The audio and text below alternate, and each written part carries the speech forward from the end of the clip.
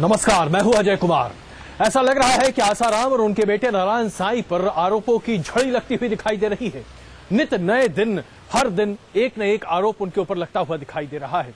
तो आज ये खास कार्यक्रम हम लेकर आपके सामने हाजिर हुए हैं। क्या आसाराम और उनके बेटे नारायण साईं दोनों मिलकर लोगों के घर और परिवारों को तोड़ते हुए दिखाई दे रहे थे? क्या यही उनकी वास्तविकता है? क्या यही उनका संतत्व है? इस पर हम करेंगे चर्चा, लेकिन उससे पहले आइए सबसे पहले आज आपको रिपोर्ट दिखाएं कि किस तरीके से नारायण साईं पर एक लुकआउट नोटिस जारी किया जा चुका है। दो लड़कियों ने जो आरोप उनके ऊपर लगाए हैं, उसके बाद ऐसा लगता है कि नारायण साईं के लिए पुलिस से बचने के अलावा फिलहाल कोई रास्ता बचा नहीं है। नारायण साईं फिलहाल लापता है, कहां गायब है कुछ पता नहीं है। आइए देखिए रिपोर्ट।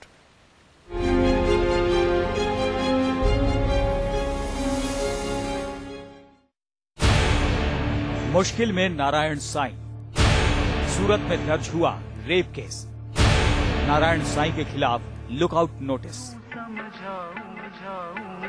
नाबालिग से यौन शोषण के आरोप में जेल में बंद आसाराम के बेटे नारायण साईं की मुश्किलें भी लगातार बढ़ती जा रही हैं।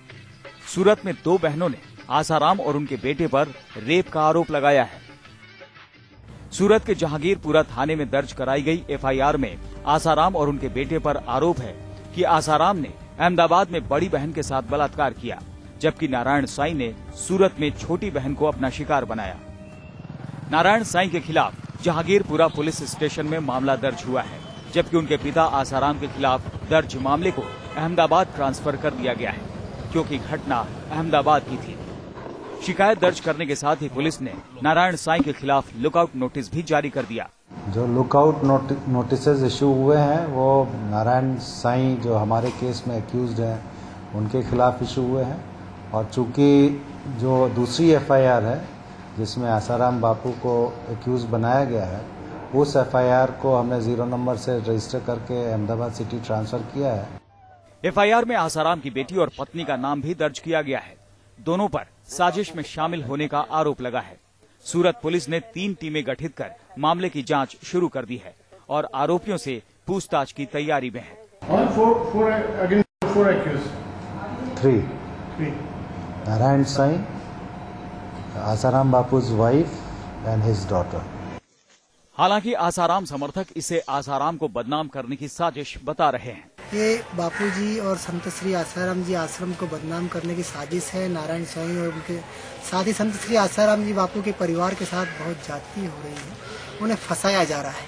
पिता आसाराम पर लगे सभी आरोपों पर नारायण साईं सफाई देते रहे हैं, लेकिन अपने ऊपर लगे संगीन आरोपों पर सफाई देने के लिए अब तक वो सामने नहीं आए हैं। दो बहनों पर रेप के मामले के लिए आसाराम बापू के बेटे नारायण साईं के खिलाफ सूरत पुलिस ने लुकआउट नोटिस जारी किया है। पुलिस को डर था कि नारायण साईं कहीं विदेश न भाग जाए। पुलिस का ये भी कहना है कि एफआईआर में आसाराम की बेटी भारती देवी और पत्नी लक्ष्मी देवी का भी नाम है, इसीलिए उनके खिलाफ तफ्तीश के बाद लुकआउट नोटिस जारी किया जाएगा। निश्चित तौर पे आने वाले दिनों में आसाराम बापू के पूरे परिवार पर भारी मुश्किलें आ सकती है। अहमदाबाद से हितल खत्री के साथ पूरव पटेल, न्यूज नेशन। तो ऐसा लगता है कि आरोपों की झड़ी सी लगती हुई दिखाई दे रही है, और जैसे जैसे दिन बीतते जा रहे हैं आसाराम जी और उनके बेटे नारायण साईं पर एक के बाद एक आरोप लग रहे हैं। हमारे साथ इस वक्त कुछ वरिष्ठ मेहमान मौजूद हैं और इस पर हम करेंगे चर्चा कि आखिरकार क्या हो रहा है। क्या वाकई में ये बाप बेटी की जोड़ी लोगों के घरों को तोड़वा रही है? हमारे साथ कुछ पीड़ित भी मौजूद रहेंगे। जम्मू से हमारे साथ एक परिवार जुड़ रहा है, पिता और उनकी बेटी इस वक्त हमारे साथ, जिनका आरोप है कि उनके बेटे को धीमे तौर पर जहर देकर आश्रम में मार डाला गया। उनके साथ हम बातचीत करेंगे। साथ ही साथ हमारे साथ मौजूद हैं पंडित महेंद्र मिश्रा जी, इस वक्त हमारे साथ मौजूद हैं। आचार्य हरिहरण शास्त्री जी इस वक्त हमारे साथ मौजूद हैं। आचार्य चक्रपाणी जी इस वक्त हमारे साथ मौजूद हैं, और कुछ ही देर में कुछ और लोग हमारे साथ जुड़ेंगे।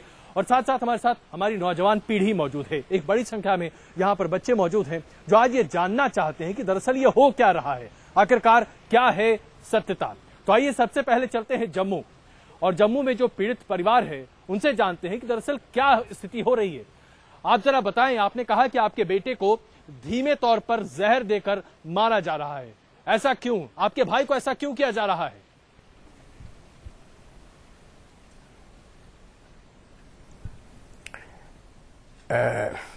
मेरे बेटे की शादी जो थी वो लड़की आसाराम आश्रम की वो लड़की थी, वह उसकी वो चेली थी। उसके साथ उसकी शादी हो गई। उन्होंने बड़ी प्लानिंग करके लड़के मेरे के साथ शादी कर दी। वो एडवोकेट था और जब आते ही लड़की ने उसके साथ जो है वो यानी टेंट्रम शुरू कर दिया। उसके साथ एडजस्टमेंट जो थी नहीं कर पाई। उससे कहने लगी मेरी या तेरी ये प्रॉपर्टी कितनी है, आमदन कितनी है, ये प्रॉपर्टी मेरे नाम कर, गाड़ी मेरे नाम कर। जब वो नहीं माना तो उसने लड़की ने ये साजिश की, उसको छोड़ के चली गई और उसको कहने लगी आप ये तलाक दे दो। इन्होंने कहा मैं तलाक नहीं दूंगा, तू तलाक दे। वो चाहती थी कि तलाक दे दे तो इसकी कोठी कोठी जब्त करके हम आशाराम के आश्रम के जो लोग थे, उसके गुर्गे हैं जिसके साथ वो मिली थी, वो सारा परिवार ही उनका ही ये पैरोकार है, वो इस जगह कब्जा करके अपना कोई धंधा के चलाने का ये प्रोग्राम करना चाहते थे। उसको ले गए हैं 5-7 आदमी जो सारे ही उसमें इकट्ठे हुए हैं, वो आश्रम के ही हैं और उसको एक जगह ले जा करके उन्होंने स्लो पॉइजन दिया है। ये अपना एलोपैथिक पॉइजन नहीं है, वो पॉइजन कोई आयुर्वेदिक है। बिल्कुल। आपने बताया कि आपकी बेटी की मृत्यु हो चुकी है, तो क्या किसी भी तरीके से कोई मेडिकल सर्टिफिकेट या कुछ ऐसा जारी हुआ जिसके जरिए ये पता चल सका कि उन्हें स्लो पॉइजन दिया गया था? क्या आप इसे मेडिकल टर्म्स में सत्यापित कर पाए थे? हाँ जी हाँ, FSL की रिपोर्ट हमारे पास है, उसमें लिखा है the possibility of poison can not be ruled out. ये FSL की रिपोर्ट हमारे पास मौजूद है। जो उसके बाद मुझे काफी और माफ कीजिएगा मैं आपको जरा बीच में रोक रहा हूं क्योंकि हमारे पास बहुत सारे लोग हैं, सवाल भी बहुत हैं, लेकिन ये बताइए कि आप इसे आसाराम जी के आश्रम से जोड़कर, आसाराम जी के समर्थकों से जोड़कर क्यों देख रहे हैं? आपको लगता है कि उनके समर्थकों ने आपके बेटे को स्लो पॉइजन दिया? क्योंकि वो जी हाँ, क्योंकि हमको धमकी आती रही। वहां के एक आदमी का नाम है, वो मैंने मेंशन किया, FIR में लिख के दिया था पुलिस वालों को कि उसने धमकी दी थी कि 6 महीने के अंदर हम आपके बेटे को मार देंगे, और ठीक 6 महीने के अंदर मेरा बेटा जो था मर गया। उनको उन्होंने बुलाया एक जगह पर, उसको कॉल किया, उसको जगह मुझे भी मालूम नहीं है, और लड़का मरने से पहले भी लोकेट नहीं कर पाया कहाँ उसको ले गए। और 5, 6, 7 आदमी थे, उसमें कुछ पुलिस के आदमी भी खड़े किए थे इन्होंने, और इसका जो फादर इन लॉ भी उधर मौजूद था जो ये कहता है, और उसको वो स्लो पॉइजन कोई पानी में कोई चीज पिलाई थी इन्होंने, जिसका असर इसका ये 16, 17 और 18 को इसका भयानक असर हो गया इस पर। 18 को हमने इसको हॉस्पिटल में तो यानी कि आप आश्वस्त हैं कि दरअसल आसाराम जी के आश्रम में ही ये सारा सब कुछ हुआ। आप हमारे साथ बने रहें। आइए अब कुछ एक रिपोर्ट और आपको दिखाते हैं। दरअसल हम पहले आरोप ले रहे हैं ताकि उसके बाद चर्चा करने में थोड़ी सहूलियत हो जाए। कुछ एक ऐसे परिवार हैं जो लगातार ये दावा कर रहे हैं कि आसाराम जी के आश्रम में जो कुछ भी घटित हो रहा है वो कहीं ना कहीं लोगों के परिवारों को तोड़ रहा है। आरोप लग रहे हैं कि आसाराम जी खुद और उनके बेटे नारायण साईं भी महिलाओं को इस तरीके से प्रेरित करते हैं कि वो अपने परिवारों को छोड़ दें, महिलाओं को इस तरीके से अपने परिवारों से अलग करने की कोशिश करते हैं कि वो अपने पतियों को त्याग कर उनके आश्रम में रहना शुरू करते हैं। आइए देखते हैं कि कैसे लोग अब खुलकर आसाराम जी के ऊपर और उनके आश्रम के ऊपर आरोप और आक्षेप लगाते दिखाई दे रहे हैं। जरा देखिए।